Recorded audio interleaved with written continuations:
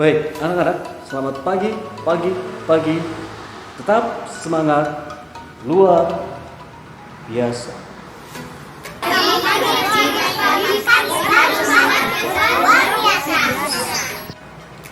Anak-anak, tadi kita sudah belajar bahasa Indonesia, kita sudah mengenal paragraf, kemudian kalian sudah coba untuk mengerjakan tugasnya. Apa berharap kalian bisa mengerjakan tugas dengan baik. Sekarang Bapak akan mengajarkan kalian tentang pendidikan lingkungan hidup atau PLH. Apa sih yang akan Bapak bahas tentang PLH? Anak-anak, boleh kita simak bersama-sama pemaparan materi yang akan Bapak sampaikan. Yuk, kita sama-sama saksikan, kita simak bersama pemaparan materi yang akan Bapak berikan. Kita simak bersama. Kita akan belajar PLH atau Pendidikan Lingkungan Hidup. Kita akan belajar bab 1, bagian 1. Nah, pertemuan berikutnya kita akan membahas bagian yang keduanya ya, pada bab 1 juga. Anak-anak, Bapak akan membahas tentang tambulampot.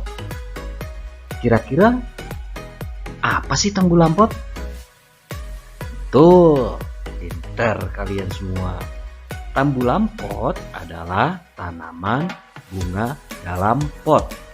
Maksudnya adalah tanaman-tanaman yang ditanamnya di dalam pot. Nah, kita akan paparkan ya, apa sih sebetulnya yang kita bahas pada bab 1 ini. Dan pada bagian yang satu ini atau part 1 kita simak bersama. Anak-anak, negara Indonesia itu ternyata kaya akan berbagai jenis tanaman. Salah satunya adalah yang sering kita temui atau yang sering kita jumpai adalah tanaman yang berada di pekarangan rumah kita atau dengan sengaja ditanam di dalam pot. Kok ada tanaman dalam pot ya? Nah, kita simak bersama ya. Tambulampot merupakan singkatan tanaman bunga dalam pot. Tadi sudah Bapak jelaskan ketika di pembukaan tadi ya, apa sih tambulampot itu, dan kalian sudah paham semua, ternyata hebat semua ya. Nah, contoh dari tanaman dalam pot atau tambulampot, biasanya tanaman ini jenis tanaman kecil ya, atau tanaman-tanaman bunga. Contohnya adalah tanaman mawar atau bunga mawar, tanaman anggrek, melati. Nah, bisa lihat contohnya ya, gambar-gambarnya ada di sebelah atau di samping kita. Pekarangan sempit dan sudah tertutup dengan tembok. Ya, seperti pekarangan kita ya. Rata-rata pekarangan kita sudah sempit dan sudah tertutup dengan tembok, sehingga kita tidak bisa menanam tanaman langsung di tanah. Tujuannya adalah kita menanam tanaman di pekarangan yang sempit supaya dapat terlihat lebih indah dan juga lebih asri dengan cara menanam tanaman dalam pot. Pot yang biasa digunakan untuk menanam biasanya sih terbuat dari plastik, tanah liat, ataupun semen. Maksudnya semen sudah dicampur dengan pasir ya, kemudian dicetak dibentuk seperti pot. Tapi yang lebih mudah atau yang lebih murah adalah biasanya kita menggunakan menggunakan pot yang terbuat dari bahan plastik karena murah, ringan, dan mudah didapat. Plastik, nah ada plastik juga nih. Kok kita ngomongin plastik dari tadi? Gak apa-apa, karena ketika kita akan membibit membibit tanaman, kita akan menggunakan plastik yang biasanya disebut dengan polybag. Nah, polybag itu apa sih? Polybag adalah plastik yang biasa dipakai untuk mengembangbiakan tanaman sebelum dipindahkan ke pot atau ke pot bunga. Itu polybag.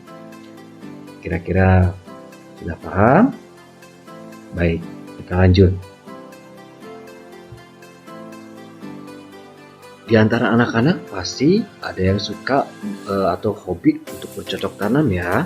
Namun terkadang bertanya-tanya, kok kenapa ya tanamanku tumbuhnya nggak bagus, atau tanamanku layu terus, atau tanamanku bahkan mati.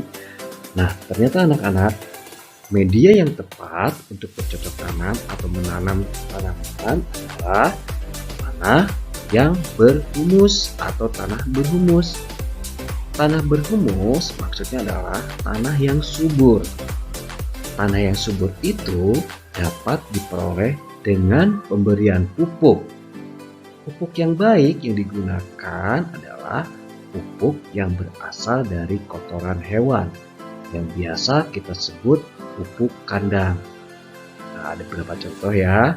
Kita lihat ada pupuk yang berasal dari ternak atau yang biasa disebut pupuk kandang, dan di sebelah kanannya adalah jenis tanah yang memiliki kandungan humus yang cukup baik.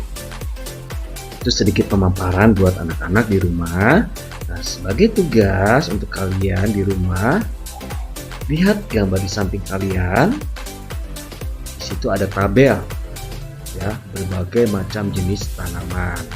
Tugasnya adalah kamu tentukan tanaman mana saja yang dapat ditanam di dalam pot. Tugas dapat kamu tulis di kertas HPS atau di buku PLH dengan membuat tabel seperti contoh yang sudah diberikan.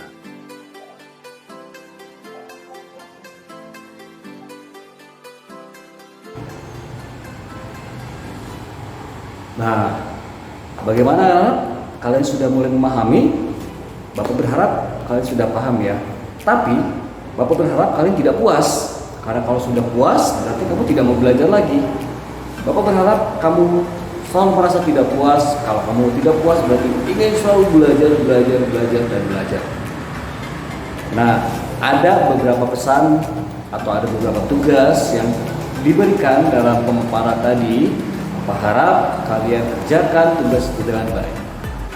Materi PLH hari ini akan Bapak cukupkan sampai di sini dulu. Kita akan bertemu kembali minggu depan. Tetap semangat, tetap sehat, dan terus belajar. Selamat pagi. Tetap semangat, luar biasa. Sampai jumpa.